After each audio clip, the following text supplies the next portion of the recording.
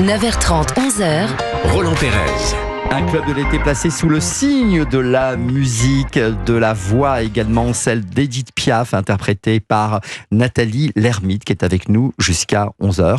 C'est l'heure de votre portrait sonore, Nathalie. Waouh. On a installé un tout petit garçon à côté de vous, c'est mon petit-fils qui est venu dans le studio, qui ne dit rien. Il s'appelle sage comme une image. Il ne dit pas un mot, il est tout impressionné de vous avoir à côté de lui.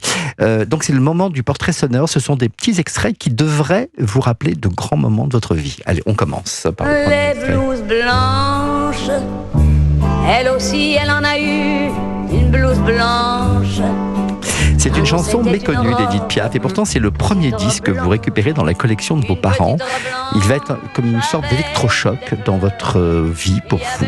Oui, là déjà j'ai encore les émotions qui reviennent, c'est incroyable. voit. On vous voit, et c'est très fort. C'est fort, Oui. vous avez les yeux qui brillent. Ah oui. À l'évocation de ce que vous avez écouté dans ce salon, ce 33 tours que vous aviez chippé à vos parents et que vous avez mis comme ça dans ce salon à Villiers-Cotterêts. Oui, tout à fait. J'étais seule dans la maison et je m'ennuyais. Comme quoi, l'ennui est toujours porteur de choses incroyables. Et puis j'avais pas le droit de toucher au grand disque qui était dans le salon. Et je l'ai pris ce coffret qui m'attirait. J'ai pris un disque au hasard. C'était un coffret avec 33 tours. On parle de 33 tours à l'époque. Ouais. 33 tours. J'ai posé sur mon petit pick-up. Là, j'ai posé ça et ça a été un choc. Et je remettais la chanson en boucle. J'étais comme hypnotisée. J'avais c'est des choses. Par quoi? Par la voix, par l'émotion que ça dégageait, plus que par les paroles que Oui, vous ne je compreniez comprenais pas. pas absolument. Oui. Non, en fait, je crois que c'était la force. La force, c'était ça me faisait des frissons, quelque chose dans le ventre. C'était très très ventral. J'étais devenue accro. Sans jamais savoir qu'un Ah, jour non. vous seriez Non, l'interprète Bien sûr que non. de cette voix inoubliable. Alors, deuxième extrait. I want to ride a magic plane.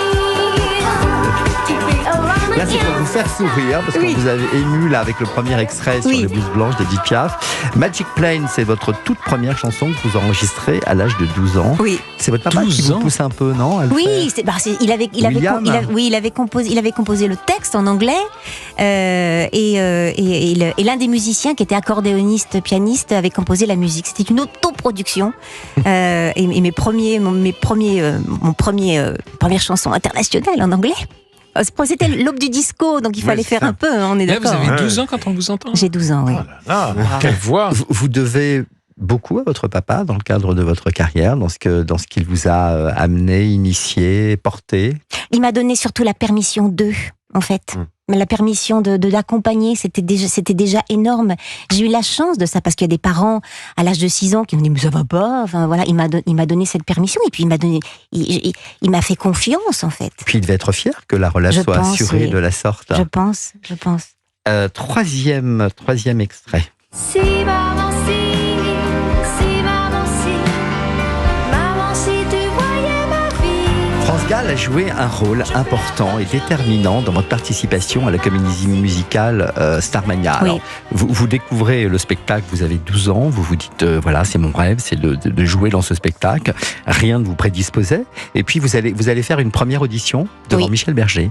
Catastrophique. Catastrophique. En fait, j'étais pas préparée à rencontrer Michel Berger. On m'avait dit, j'avais rencontré Luc Plamondon qui m'a dit oui, tu prépares Monopoly, et puis tiens, les adultes d'un sexe symbole, rendez-vous tant. Donc 3 jours après, au Théâtre Marigny. Et puis j'attends, il y avait personne, et là je vois arriver Michel Berger, et là je suis remplie d'un trac. Première audition de ma vie, j'avais jamais passé d'audition de ma vie, et là je suis remplie d'un trac incroyable. Je commence à chanter Monopoly, et au milieu de Monopoly je fais non, j'arrête, je peux pas. Il dit oh là là, et plus il était gentil avec moi, il me dit viens, on va s'installer sur scène, il chante avec moi. On a fait quand on arrive en ville ensemble, il chantait avec moi. Enfin bon bref, et plus il était gentil, et puis je dis mais non, j'y arriverai pas.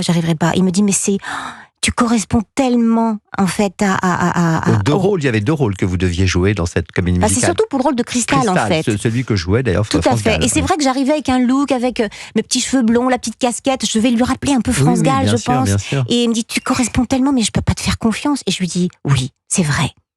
Et je pars. Et quelques jours après, Morane arrête le spectacle. Il cherche une serveuse automate à tout va. Je suis rappelée. J'arrive au Théâtre Marigny. again.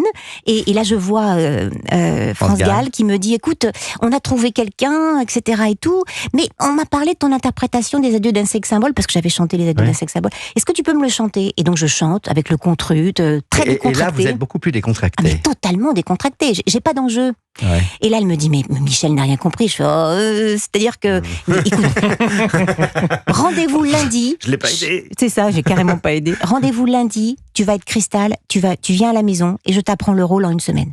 Et toute la semaine, j'avais rendez-vous donc chez Michel Berger et France Gall. Et dès 9h le matin, j'apprenais elle m'a appris le rôle entier, toutes les deux.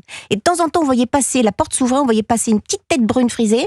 Il y a France Gall qui disait, non, Michel, laisse-nous tranquille, on est en train de travailler. Voilà. Et ça s'est passé comme ça. C'est comme ça que vous avez pu incarner Cristal dans Starmania. Oui. On était au micro hier avec Fabienne Thibault, qui interprétait la serveuse de tomates et qui nous a dit de vous embrasser. Oh, je l'embrasse aussi. Elle était très heureuse de savoir que vous étiez notre invité aujourd'hui. Allez, 4e extrait.